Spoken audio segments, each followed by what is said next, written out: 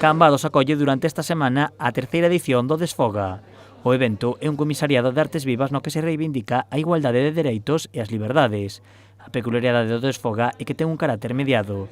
Isto significa que os artistas e o público crean xuntos. Non queremos que os artistas veñan como satélites que cheguen, fagan os seus proxectos e marchen, senón que haya unha impronta na vila, na comarca, pero tamén non solamente deles hacia a cidadanía, senón da cidadanía a eles, de forma que eleven a cultura de Cambados neste caso fora. O evento está considerado como comisariado porque todas as pezas seguen un discurso e interactúan entre elas. Este ano están principalmente enfocadas ao colectivo LGTBIQ+.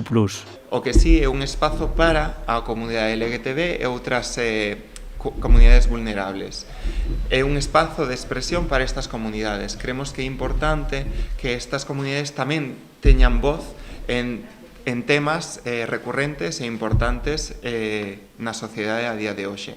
O Desfoga inclúe teatro, exposicións, obradoiros e máis actividades que se celebrarán ao longo desta semana. As actividades e as obras artísticas foron escollidas contando coa participación cidadá. Nos parece moi importante facer que a cidadanía forme parte desto, decida cousas, incluíla, algunhas persoas tamén nos axudan a distribuir cousas, as rapazas do instituto, e moitas van a vir grazas a esta forza de mediación que estamos a facer. O paso ao fronte desta terceira edición do Desfoga é posible grazas á colaboración de administracións como o Concello de Cambados, o Agadic e o Ministerio de Dereitos Sociais e a Xenda 2030.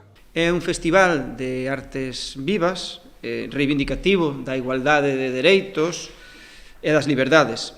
E o que pretende, a través da arte, é remover conciencias e visibilizar problemáticas e situacións de determinados colectivos. Que contiña 13 representacións, 6 deles galegos, e un proxecto que mistura danza, teatro, circo, o cal fixo que fora merecedor da axuda e ademais facelo en colaboración con outras entidades. Algúnas das actividades teñen un custe e as entradas poden mercarse a través de entrapolis.com.